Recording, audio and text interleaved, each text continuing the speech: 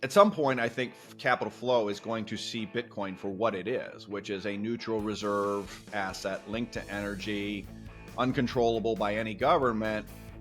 And I think it'll start siphoning some flows off from NASDAQ as, America continues to say, listen, you want to invest in factories here? Great. Otherwise, get out. And that's a lot of capital that's got to get out. And, we're seeing the gold benefit already. I think what we're seeing in gold is a precursor to what we'll see in Bitcoin. Gold is going up despite real rates, over the last couple of years. That's the kind of divergence I think we'll see as a result of these flows in what the Trump administration is attempting to achieve. Yeah, I agree with you. It's a good time to stack. Hey, everyone. Welcome back to the show. Luke Gromen here, founder of FFTT. Thanks so much for returning to Coin Stories. Thanks for having me back on, Natalie. It's great to be here again. I really want to start with Doge. That's where I want to start with you. You've been warning that pushing austerity through things like Doge too hard could actually create more problems with our debt, especially on the fiscal side. So for people hearing that for maybe the first time, can you explain why tightening our belts could actually trigger a sudden stop in the economy? Yeah, absolutely. Ultimately, it comes down to the things in our economy that are interest expense and interest like. And right now, our gross interest plus the pay-as-you-go portion of entitlements plus Veterans Affairs, they're about 108, 110% of our receipts. In other words, we are not covering with our receipts. And oh, by the way, trailing 12-month receipts in the United States are at all-time highs. They're higher than they ever were post-COVID. So we can't make the effective interest payment on our debt and debt-like obligations without printing the money, is where we stand today. When you're in a situation like that, this is really a restructuring situation. When you're in a restructuring situation like that, it's important to get the order of operations right. The order of operations in such a situation is, A, you go to your banks and you say, let's renegotiate. We can term out debt. We can reduce coupon. I can give you a stake of the equity. Somehow you have to get the interest expense down dramatically. If we take this to the U.S. and the Doge situation, and I'm sure there will be people cringing saying, well, the U.S. is not a business. They can print their own money. And ultimately, exactly, that's my point. Yes, they can print money. But if we carry this forward to the U.S. just to talk through why it will trigger a crisis with certainty if they do the wrong order, after which they will print lots and lots and lots of money, it's the same kind of dynamic. We have true interest expense that is over 100% of receipts. In that situation, in the real world, in the private world, you don't cut fraud, waste, abuse. Every dollar that comes in the door of revenue, whether it is money losing or not, it doesn't matter. You don't cut that. You have to, because you need every dollar there to be paying your debt. And so if you cut those dollars of revenue, all you're going to do is make it harder to pay your interest and interest-like obligations, push you closer to default or to printing, as the case is. And you're going to knock stock market down and business down because the U.S. government, whether it's fraud or not, it doesn't really matter. It's revenue. And their outlays are 25% of the economy, of GDP. And when you have a highly levered economy, you knock down 2 points of GDP. By the time end users do it, they are going to, there's going to be a leverage effect, a money multiplier effect, if only from the leverage, if not from the economy, turning the money over with. So there probably would be a notable multiplier effect. And in addition, we in markets, we want everything, this month, 3 months, 6 months. If we're really thinking long-term in markets, we're thinking 9 to 12 months. And the reality is a lot of what is being discussed as it relates to Doge, et cetera, impacts the real economy, the non-Wall Street, the non-investment management real economy. And in that world, long-term is 10, 20, 30 years. And when you're talking about potentially cutting a quarter of the economy down drastically, government outlays, And you're talking about changing the structure of trade and the system, all of which I think are the right things to do in the long run. I think it'll be great for America in the long run if we survive the experience. The problem is that these people have to make an ROIC calculation, an internal rate of return calculation. Should I invest in a property, plant, and equipment in America on a 20-year scale, 30-year depreciate, whatever? Okay, what are my inputs? Well, is the tariff 10 or is it 20 or is it nothing? Or how can I put a plant in America if the federal government's going to slash spending to what's 20% of my customer base because they deem, what is fraud and abuse? You know what? Screw it. I'm just going to sit on my hands and wait. And that's what we're starting to see happening. All this soft data that we're seeing collapse, this is just corporate execs going, I can't plan a real business around this, so I'm going to wait. And that's why I say, to tie it back to the initial Doge, is you've got this very potentially toxic. I mean, I've been repeatedly harping on and using this. It's a crude metaphor of giving yourself a root canal with a shotgun.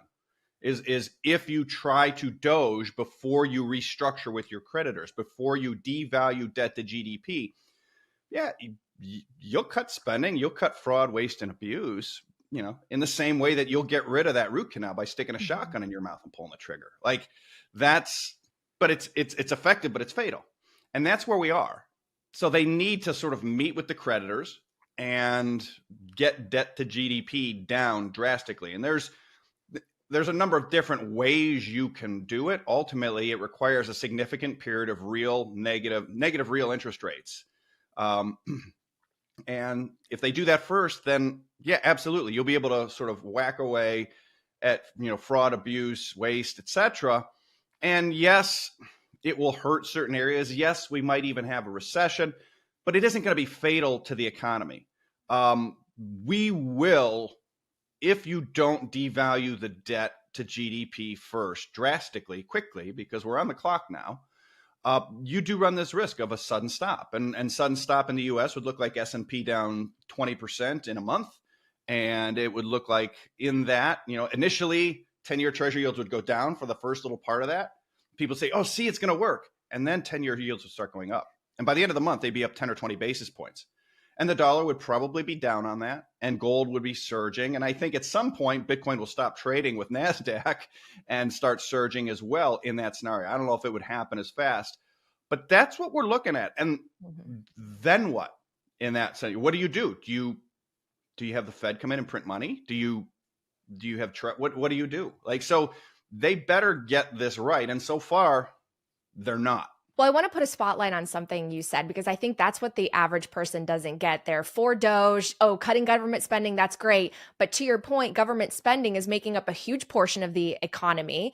And so if you crash that, all of a sudden our GDP crashes, risk on assets crash, then tax receipts crash, and then we're getting into that debt spiral that you always talk about. So actually, what is the solution? The US is cornered, and you're saying we have to devalue our debt. But how do we do that? Because there has been talk of, can we revalue the gold? I just had an interview with Senator Cynthia Lummis. That's something she's proposing in the Bitcoin Act, that we revalue the gold certificates, not even the physical gold, just the gold certificates. But then I hear Scott Bessent saying that's not going to happen. So how do we work our way out of this? You're going to need some version of Fed yield curve control / QE, either by the Fed, or via Fed proxy, right? So when you hear Scott Bessent in that same release talk about repealing the SLR exemptions or the SLR regulations, for banks holding treasuries again, what he's saying is I'm going to try to get back to where we were in 2020, where the banks were doing QE alongside the Fed. It just wasn't called additional Fed QE, but that's de facto what it would be. And look, he's sophisticated. He's spinning it as it's deregulation. And who's not in favor of deregulation? Well, nobody in his political party, right? If he came out and said, well, we're just going to do more QE through the banks like we were 2020 and 2021, the reaction from his party might be a little different. But that's what it could be. Last week, you saw this floated out this proposal on Bloomberg, discussed. It was a Brookings white paper with a former or current Fed governor or advisor, former Fed governor, current, I think, Fed advisor, at any rate, plus a couple other folks, where they're talking about backstopping or bailing out the hedge fund relative value trade. Well, the hedge fund relative value trade has been one of the biggest marginal buyers of treasuries over the last 3-4 years. And again, as I don't have an opinion on whether that's, the political opinion of that. I'm just looking at it straight from the math of like, we want to get back to reprivatizing markets. We keep hearing that. We hear it from Secretary Bessent. We hear it from, everyone on that side of the aisle. Well, if you want to reprivatize markets, then you have to be willing to let treasury markets dysfunction, treasury market auctions fail, and rates, let the free market set rates. The problem is given everything we started this podcast with, the free market setting rates for treasury would set them at a level that would bankrupt the entire U.S. economy, the government, everybody. And that is not really hyperbolic. We saw it with the repo rate spike in 2019. Repo went to 8 to 10%. There you go. Private market rates are setting a rate for the U.S. government, 8 to 10%. Mortgages, 12. This country is a smoking crater financially after that. Yeah. There you go. We've reprivatized. So you see these things floated, discussed, whether it's SLR exemptions, whether it's bailing out the hedge fund relative value trade starting to be discussed, whether it's what have you. And then, the last one you mentioned was Senator Lummis with the revaluing gold or revaluing gold certificates. Look, they could create now with gold, this morning as we sit here, 3150. You're probably close to $850 billion that would get deposited directly into the TGA, with which Bessent could do whatever he wants within some constraints. I suppose, which is an oxymoron, but he could certainly buy back debt. It reduces duration issuance by $850 billion. So paradoxically, for a long time, people said, if the U.S. revalued gold, treasury yields would spike. No, they wouldn't. They'd collapse. You want to get the 10-year treasury yield down? Talk up gold, right? Walk gold up. You're not going to need to issue any debt. Yeah, you could revalue gold. You could or the gold certificates, significantly reduce treasury issuance, get yields down. That can work in this way. That just buys you time, though. That buys you a year or two. That doesn't fix the problem. You would have to revise gold a lot higher or be out in the market as the U.S. government bidding gold, which might be, if I was sitting in his seat, is what I would do, is I would just use the exchange stabilization fund to goose gold to $5,000 or $6,000 or $7,000 and then write it up. And that would buy me even more time. But that's neither here nor there. Well, so what's the other side of that? Why wouldn't they be doing this? And do you think it's likely that he could revalue gold at least to current market levels? I think it's very likely he could do it to at least current levels because they're quickly, because they haven't followed the order of operations, they're running out of room. I think we are, I've said 3 to 5 months to a very severe crisis. And I would take, every day that passes, every day we have Trump come out and say, like yesterday morning, it wasn't even lunchtime, and I've got sanctions on Russian oil, and I've got, maybe I'll sanction everybody, tariff everyone. That's just going to get everyone to sit on their hands more. So I would take the under on that 3 to 5 months. So I do think he will do that eventually. Why wouldn't he do it? Look, if the plan is to basically fly the plane into the ground at 500 miles an hour in order to create a crisis so severe that they have wide berth to political cover to sort of restructure the system as they see fit. If they think that's a good thing to do, and they think politically they can survive that experience, then don't do anything. Just keep doing what you're doing, because that's what we're going to do. And then once the plane, smashes into the ground and, people are begging for salvation, then you've got a lot more leeway. I just have a hard time believing that's the case. So that's sort of like, pushback one is like, oh, they want this to crash. I'm like, and because again, politically, like if they do that and then they bail out, they're done politically. They're done. It is over. They will get crushed in the midterms. The other pushback, the other reason they haven't yet, some of it could just be as simple as like, it takes time. They're figuring this out. I think all else equal, this is the last thing they'd like to do. And so they wanted to maybe try some other things first, which are obviously not working now. And when I say obviously not working, it's 10-year treasury yields are flat. The S&P's down 8%. Like that's not how it was supposed to go. Flat. 10-year treasury yields are flat over the last 6 weeks, 5 weeks. So it's not working. It's not gonna work. And then I think the last is, some of it's political. Like, look, Trump's a New York guy. Bessent's in that world. Lutnick's in that world. They're going to have a lot of people in their ear saying basically make the American people scream, don't hurt the treasury market's real value. And the reality is like, unless they want the worst crisis they've ever seen, after which they're going to get bailed out and destroy themselves politically by doing so. Yeah, that's what they have to do. We're really, the MAGA reshoring, all this stuff. It's a simple choice. Crush the real value of treasuries, or you will not be able to do all these things you say you want to do politically and economically. Well, you've pointed out that the Fed really hasn't offloaded any 10-year treasuries on net since like 2010. So obviously anyone would be skeptical that the Treasury could actually sell them without spiking yields. So why is Wall Street ignoring this? Why is Wall Street on the opposite side of this consensus? Look, Wall Street's a little famous for this, right? Like you give them a narrative and you really push it and they will you give them something to sell and they can sell it. Our guy, hedge fund manager, is running Treasury. It's a markets person, free markets. Here we go. It's not this labor economist who's never had a job in the private economy, University of California, Berkeley, blah, blah, right? So we've got this, I'm speaking, of course, of Yellen. So I think a lot of it is just like it's Bessent versus Yellen. And like the math doesn't care. The math is the math. The problem is the problem. And, oh, by the way, Yellen bailed them out. They believe it, right? You give them the narrative and you push it and they believe it. I could point to a whole number of things, right? Over the last, I got lambasted in 2022 and I didn't say I'm rooting for Russia. I said Russia has a lot more leverage in this whole situation than the common narrative says. I was right. They were wrong. We're seeing that. Russia won. And now you're hearing it from NATO. The head of NATO 2 months ago said we got outproduced by the Russians 4-1. Russia's winning, full stop. I think it's one of these kind of situations where it's like the narrative is, hey, it's them and it's different. And so they're going to be able to figure it out. And the reality is the math, 108%, True Interest, 108% receipts. And you're doing everything you can to get receipts to fall by getting stocks down and getting executives to sit on their hand as it relates to capital spending decisions and hiring decisions. Math doesn't care. Math is math.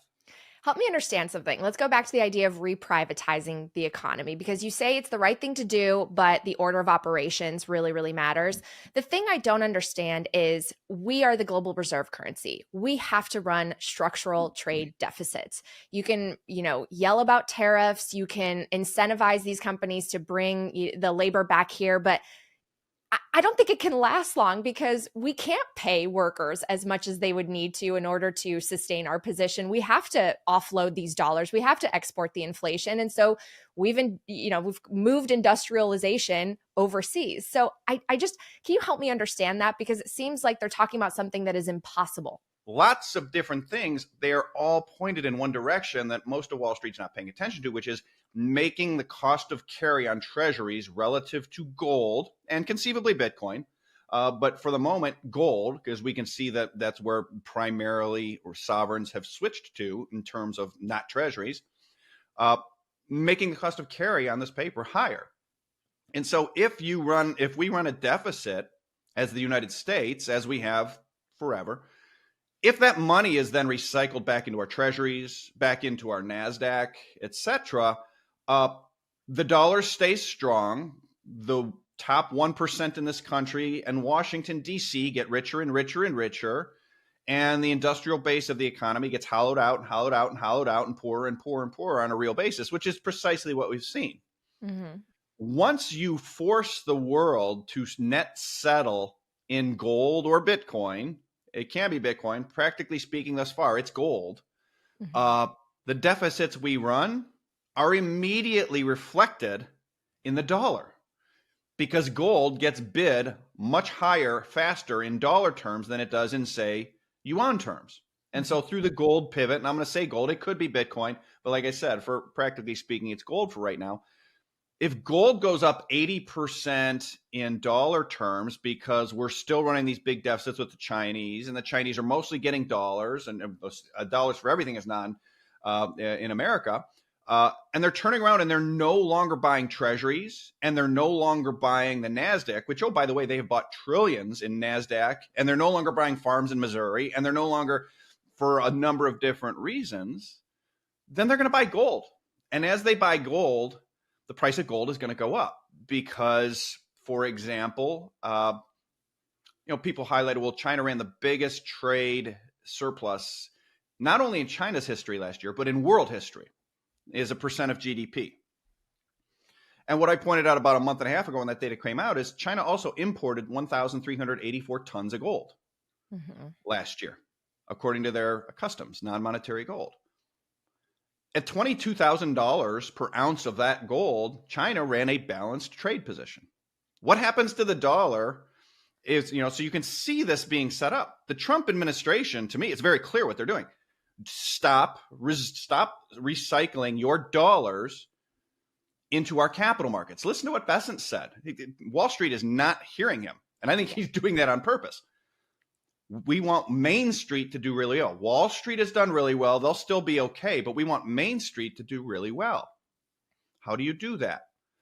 You let our deficits crush the dollar via gold by making it hard, if not impossible, but certainly have higher cost of carry for your trade creditors to recycle into the NASDAQ. The biggest Belt and Road hub in the world is the NASDAQ 100.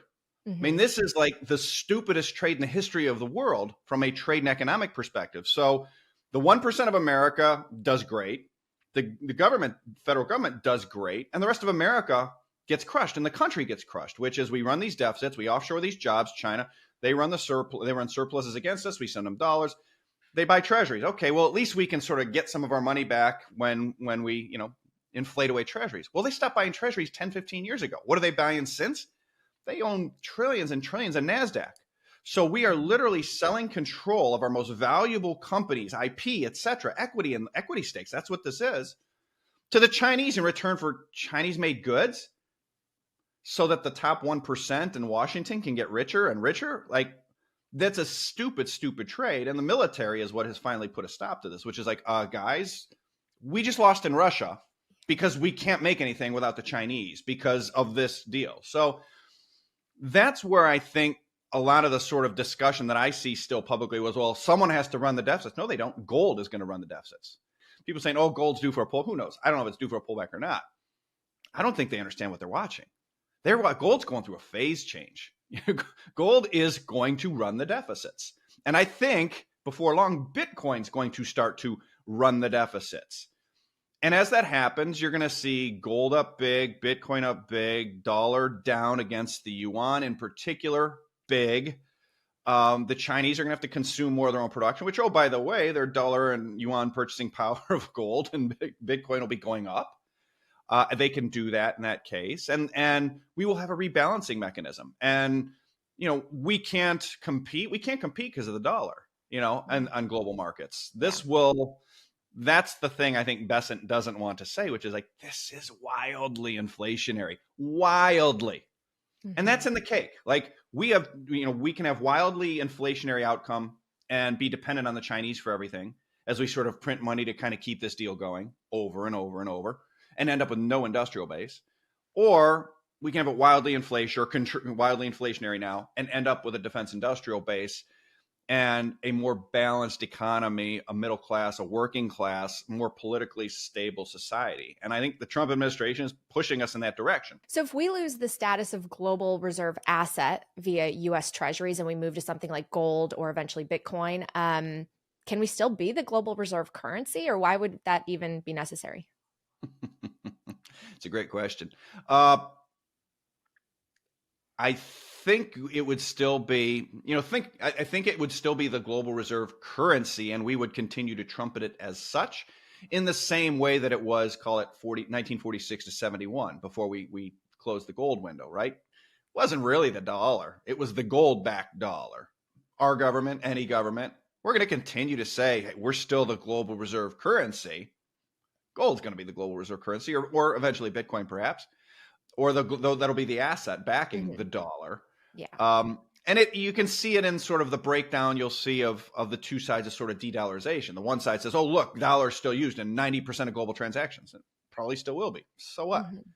Share of global FX reserves and the dollar's share just of other currencies has gone from 70 to 58% over the last 20 years. If you include gold in that now, as gold prices rise, it's probably gone from 70% to 45%. As if gold continues to run the deficits, become the neutral reserve asset, the dollar share of global reserves is going to continue to fall. And the biggest share of global reserves will be gold again, which was, oh, by the way it was like sort of forever, other than like the last 30, 40 years. Okay, so going back to Wall Street, basically they're sort of in a bargaining stage. They recognize issues, but they're not recommending dumping the treasuries for gold or for Bitcoin. What do you think will change that and have them actually recognize this big shift? And this person at this, sort of a investment conference said, the problem is like if I buy gold and it goes down 30%, I get fired. And if I buy treasuries and they go down 30%, I keep my job. And this was after long-term treasuries had already fallen 40%, by the way, when this person said this to me. I think at the end of all of this, you'll get some version of the opposite of that, which is, like you kind of got in the late 70s, early 80s. Hey, treasuries are certificates of confiscation. You're going to lose it. And, nobody paying attention to the fact that gold was 130% of foreign held debt at that point, of foreign held U.S. debt at that point. So like we literally had our debt was 130% backed by gold. Like, all right, well, I'll take a flyer on the debt at that point, right? Especially 15% rates. So I think you'll get to a point where they won't say, oh, dump your treasuries, but it'll be, hey, they will get much more vocal about, hedging it with gold or hedging it with Bitcoin or if the government won't create gold bonds like Judy Shelton or bit bonds like some of our friends and colleagues have been talking about, create your own synthetic gold bonds or bit bonds, right? Where instead of being 100% duration in treasuries, you're 90% duration in treasuries and 10% Bitcoin. So near term, you're pretty bearish on Bitcoin. It's been closely tracking with these tech stocks. So what do you think will finally make Bitcoin break away from that correlation with the NASDAQ? And I'm assuming you think negative real rates is going to help drive that.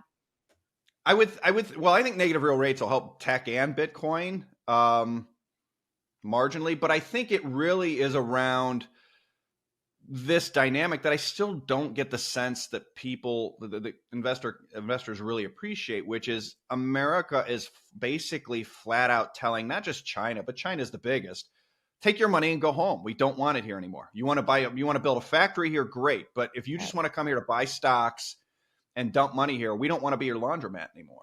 That's the America First order, right?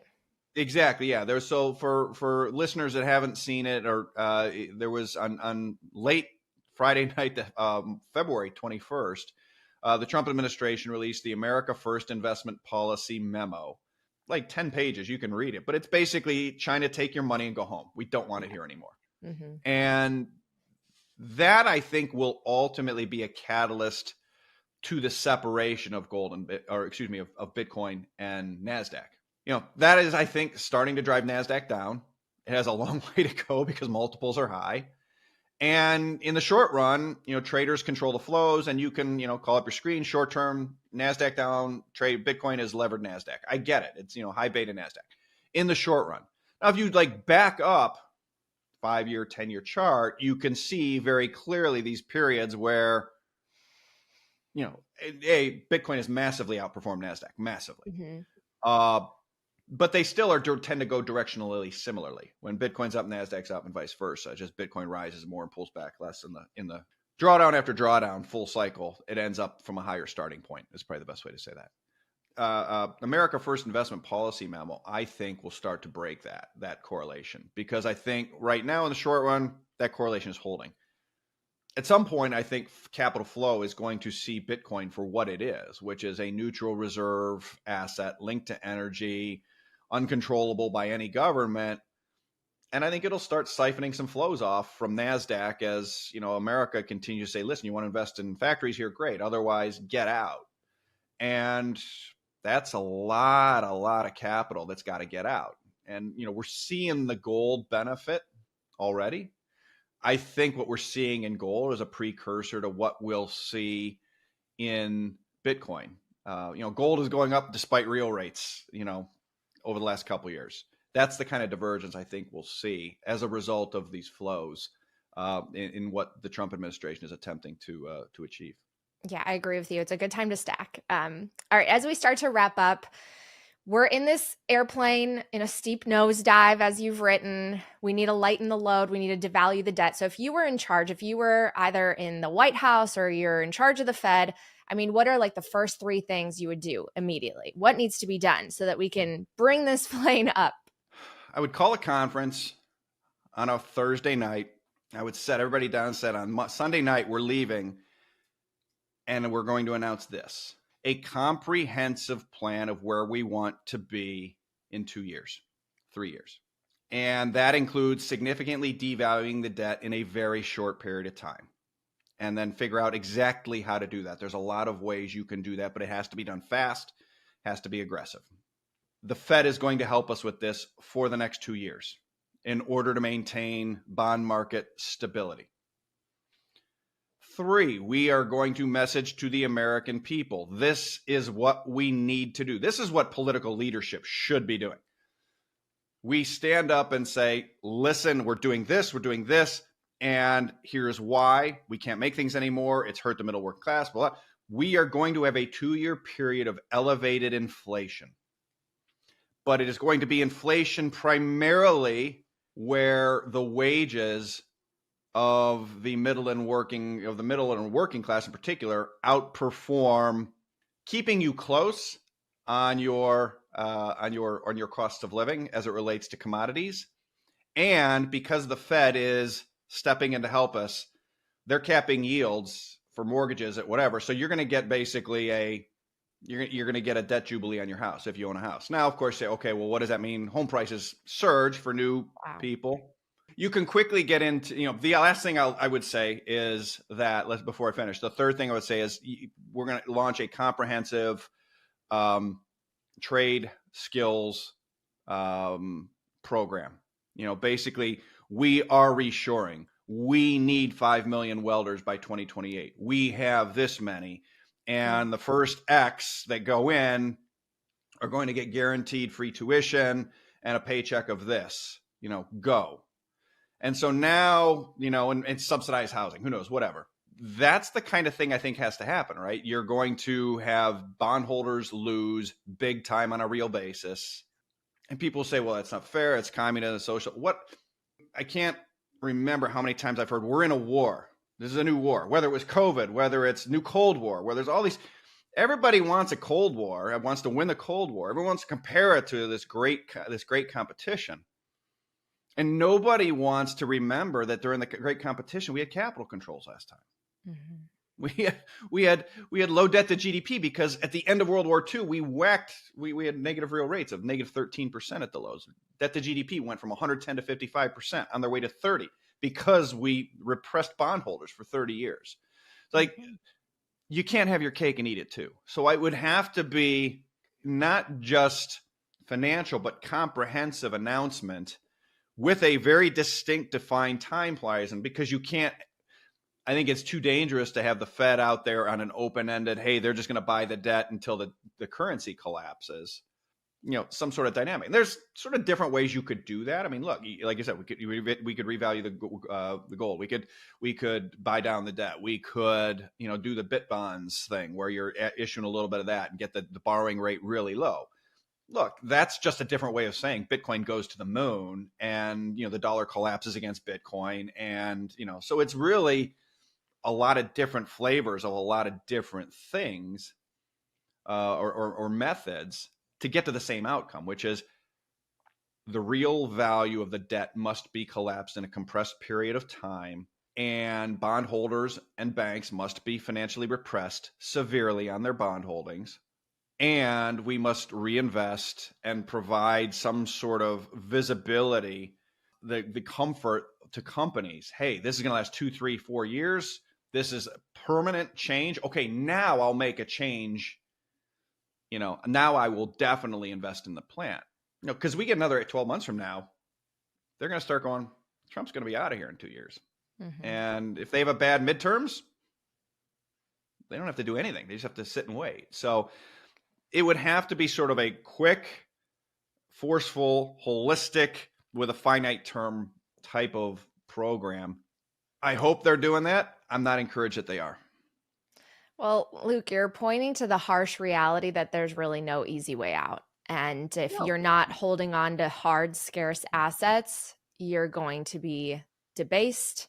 You're going to be crying out for handouts. I really worry about that portion of the population. Majority of people, they're not in these stocks that Wall Street has benefited from for a very long time. Their whole savings is essentially in their house. I worry about where we're going. And I think that the people that have been so happy that they got their elected official in and they have Trump in, I think they're going to be a little disappointed. I don't know, but there's just no easy way out of this debt crisis that we're in. And the gold holders, the Bitcoin holders will be the beneficiaries. So, look, I think I came to the year thinking we were going to need to be low over our skis for the first 2 to 3 months of the year. We're 3 months in. Do you think the bottom's in? In terms of what? In stocks, economy, Bitcoin? Bitcoin? Probably not. But I'd be a better buyer here. Like, a gun to my head, I'd be a better buyer, but I wouldn't be real aggressive. But look, I love it long term. It's still a very important position for me. I don't worry about it. I worry about the NASDAQ, to be honest, and just being a realist of like, look, it's going to trade with the NASDAQ till it doesn't. Yeah. And the NASDAQ, I'm really worried about. Do I think the bottom's in for the NASDAQ? No, emphatically no. One of the, I think, many great things about X and is you quickly get a sense of sort of where consensus is, where American investors are absolutely 150% not factoring in the capital outflow dynamic. This is the first time in any of our careers we are actively telling the world's factory, the world's biggest creditor, get out, take your money and go home. And that is not in the price of NASDAQ. Because if it was, the NASDAQ would be a lot lower than it is today, in my opinion. Luke Gromen, thank you so much as always. Thanks for having me back on. It was great speaking with you again.